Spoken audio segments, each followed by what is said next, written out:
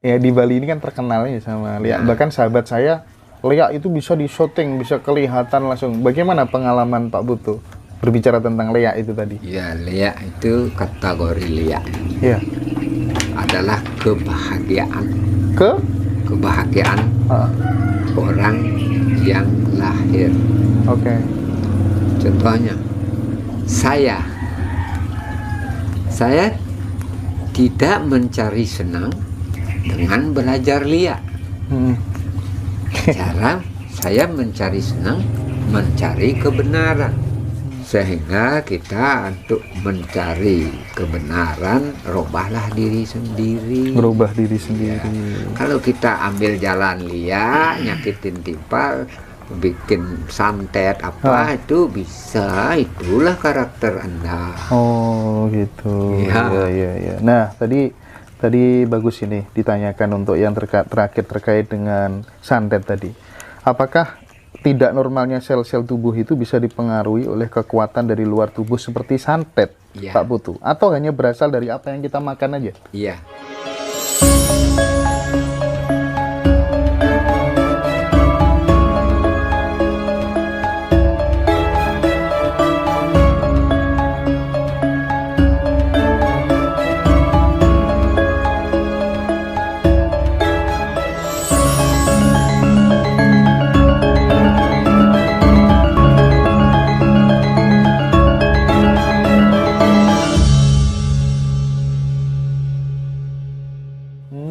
Bagaimana kalau kemudian tradisi seperti itu dituduh, dijelek-jelekan, ngasih makan demit, setan gitu. Secara bijaksana bagaimana menanggapinya? Secara bijaksana, kita tidak mempermasalahkan Iya. apapun orang dia katakan. Yang penting kita tidak membebani dia. Itu saya. Oh. Itu saya. Heeh. Apapun mereka katakan, Iya. mereka tuduhkan, Mm-mm. terserah. Itu hak saya. Iya. Saya nggak ngerepotin kamu. Iya, yang penting kita tidak merepotkan Iya. Oke. Kalau Pak Putu sendiri nih, melihat kan orang terlahir di dunia ini kan ada yang kaya, ada yang miskin. dia. Efek dari apa? Apakah kemudian efek dari beban-beban karma di masa lalu, atau memang orang malas saja itu yang miskin, nggak mau mendayagunakan kreativitas dan pikirannya, atau gimana? Nah, itu bagian dari kelahiran. Bagian dari kelahiran. Sudah dicatat rapi. Orang lahir hari ini, waktu ini, akan menderita seperti ini, mendapat seperti ini, atau keberhasilan seperti ini. Itu sudah tertata rapi. Tapi kan oleh manusia dia. bisa mengubahnya sebenarnya. Iya, bisa mengubah. Akhirnya, bagi yang malas, Mm-mm. dia hanya mengandalkan pemberian dari orang lain. Dia tidak mau meningkatkan taraf hidupnya. Oke. Minta ya. Iya. Contohnya seperti zaman kerajaan. Iya. Zaman kerajaan yang disebut patih, penggawanya di sana ada 3 penggawa. Ya. Yang satu menginginkan supaya berlimpah ruah, yang satu menginginkan sederhana, yang satu ikhlas-ikhlas saja. Yang ikhlas-ikhlas saja itu sampai keturunannya pun tidak mendapatkan kekayaan. Heeh. Yang menginginkan berlimpah ruah itulah yang mengambil apa yang diberikan pada raja kepada dia. Akhirnya yang miskin tetap miskin, hanya mengandalkan makanan di puri saja. Iya. Gitu. Heeh. Terus apa tuh namanya, dharma dan apa ya, kebaikan-kebaikan dan keburukan-keburukan yang kita lakukan hari ini, andai kata kemudian kita nanti lahir kembali ke bumi, itu semakin orangnya baik, terus nanti tempatnya akan lebih baik, berposisi lebih baik, atau memang tergantung sang pencipta, atau bagaimana itu Pak Putu? Ya, menurut saya itu juga tergantung dari sang pencipta. Nggak pasti ya. Nggak pasti. Kan karena gini, ada seorang Bante gitu kan, ajaran agama tertentu gitu ya, sampai rela mendonorkan kurnia matanya, tanda tangan ya, setelah saya mati nanti tolong donorkan supaya saya di kehidupan selanjutnya nanti menjadi lebih tinggi. Itu gimana? Kalau seandainya mata didonorkan, kapan dia bisa reinkarnasi sempurna? Itu. Berarti elemennya sudah dikurangi. Itu tidak mungkin, mustahil. Itu hanya sebatas wacana. Oke. Sebatas wacana. Itu cuma dia pamer kepada orang supaya dikagumi. Itu tidak ada artinya. Pada artinya. Menurut saya. Iya. Lain kalau kita bersedekah punya uang 100, dia kasih 900 untuk 9 orang, kita 100 gitu misalnya. Kita punya uang 1.000, 900 untuk orang lain, 100 untuk kita sendiri, itu baru bermanfaat. Oke. Jantung dia. Dan menurut saya nggak level itu, nggak benar itu. Kalau terkait dengan ini Lea ya, di Bali ini kan terkenal ya sama Lea. Bahkan sahabat saya Lea itu bisa di syuting, bisa kelihatan langsung. Bagaimana pengalaman Pak Putu berbicara tentang Lea itu tadi? Ya, Lea itu kategori Lea. Iya. Adalah kebahagiaan orang yang lahir. Oke. Contohnya, saya tidak mencari senang dengan belajar Lea. Cara saya mencari senang, mencari kebenaran. Otomatis saya disebut Lea oleh orang. Lea itu kategori daripada kebahagiaan. Kalau yang itu yang katanya seperti api muncul kayak apa, Lea gitu. Iya, itu ilmu. Siapapun punya ilmu itu karena organ tubuh sama. Kalau Anda mau bisa mengeluarkan api, hidupkan aja Brahma. Oh gitu. Iya. Jadi itu sebenarnya terjadi di dalam diri manusia. Iya, terdiri dari kehendak kita dan kelahiran. Oh, gitu ya. Saya ini merubah kelahiran. Merubah betul. Kalau saya cari di dalam kelahiran, saya orangnya tidak bisa diatasi. Iya. Tapi saya tetap menunduk. Saya tetap bikin diri sabar. Siap. Emosi saya dulu sebelum ini memuncak emosi. Saya tidak takut dengan orang sebesar apapun. Nah, itu. Sehingga kita untuk mencari kebenaran, rubahlah diri sendiri. Merubah diri sendiri. Ya. Kalau kita ambil jalan liar, nyakitin timpal, bikin santet apa, itu bisa, itulah karakter Anda. Oh gitu. Iya. Nah tadi bagus ini ditanyakan untuk yang terakhir terkait dengan santet tadi. Apakah tidak normalnya sel-sel tubuh itu bisa dipengaruhi oleh kekuatan dari luar tubuh seperti santet, Pak Putu? Atau hanya berasal dari apa yang kita makan aja? Iya. Gimana? Tidak normal. Segala macam penyakit yang nyangkut pada tubuh kita itu awalnya tidak normal.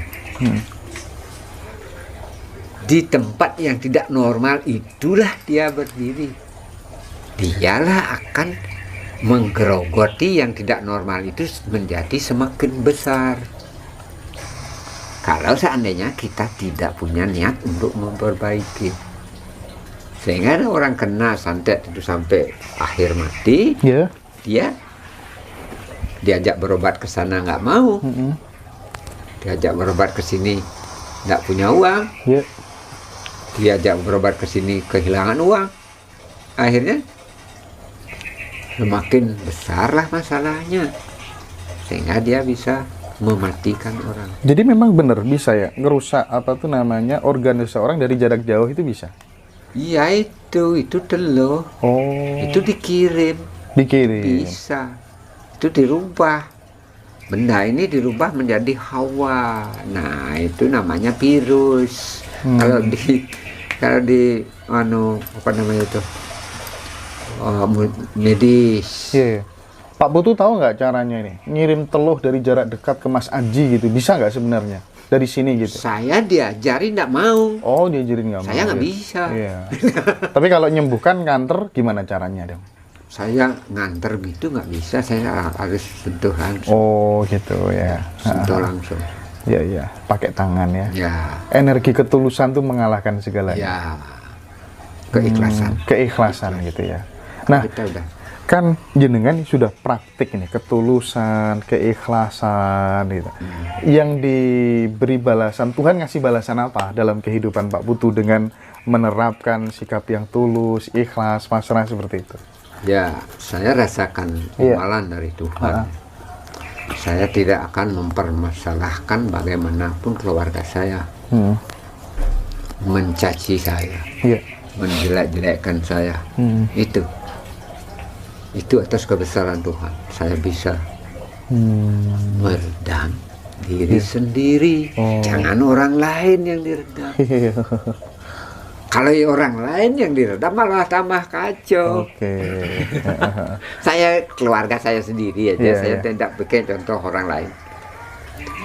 Masa saya udah ngambil tamu, kalau dikategorikan investasinya lebih, saya disuruh cari air, disuruh cari gini, disuruh cari gitu, saya tetap jalan. Nah itu karena saya sudah tahu kebenaran. Orang menuduh itu saya anggap merupakan cobaan dari atas. Bisalah dia diperbudak oleh keluarganya. Dari keluarga aja dia bisa diperbudak, tapi dari orang lain. Kan tidak mungkin kan. Nah itu saya rasakan. Kalau saya lewat tadi kan banyak tuh patung-patung segala macam gitu. Apa sih kaitannya patung dengan spiritualitas orang Bali, Pak Putu? Nah, kalau patung itu bagi agama Hindu, dia mengategorikan Tuhan itu seperti itu. Mengkategorikan, membayangkan. Jadi itu tangga aja untuk menuju Sang Pencipta sebenarnya ya. Bukan terus patung ini Tuhan, bukan. Ya. Itu hanya tangga lah. Oke, siap. Sebelum kita break dan live streaming habis ini, saya ingin Pak Putu memberikan pesan penting supaya kita beragama itu nggak saling merasa paling benar sendiri, yang lain salah. Gimana supaya kita nggak gampang diadu domba terkait dengan perbedaan keyakinan, Pak? Iya.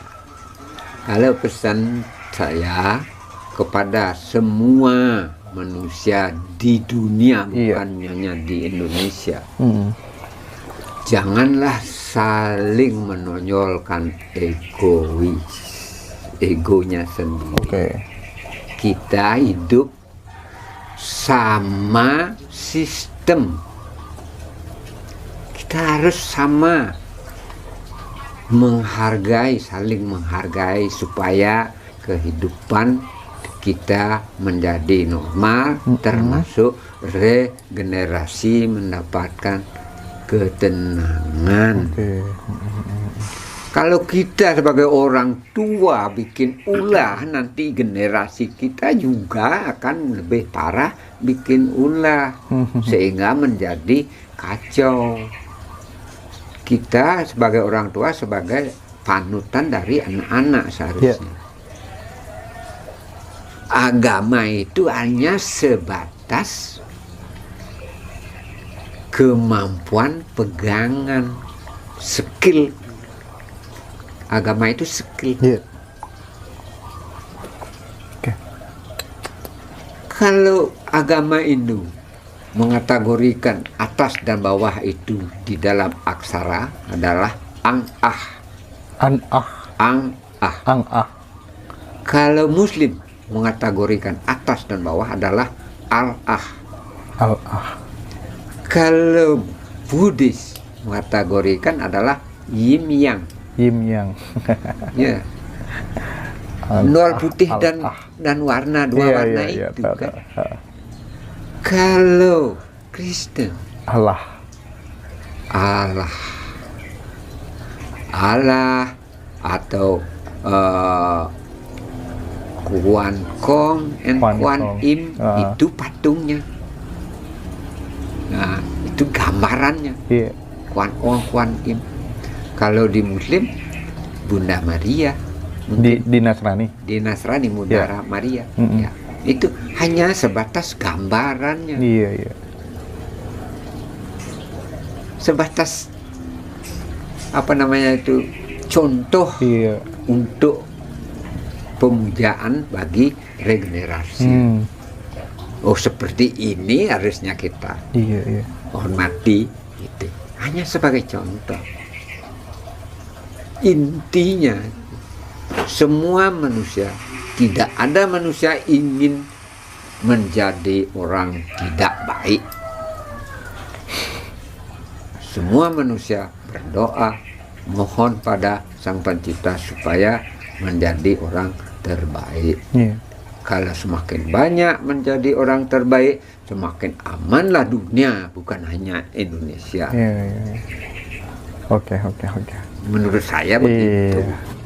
Oke, Pak Putu, ngobrol kita tentang spiritual, tentang Bali dan lain sebagainya akan berlanjut bulan depan. Barangkali saya akan kesini November nanti.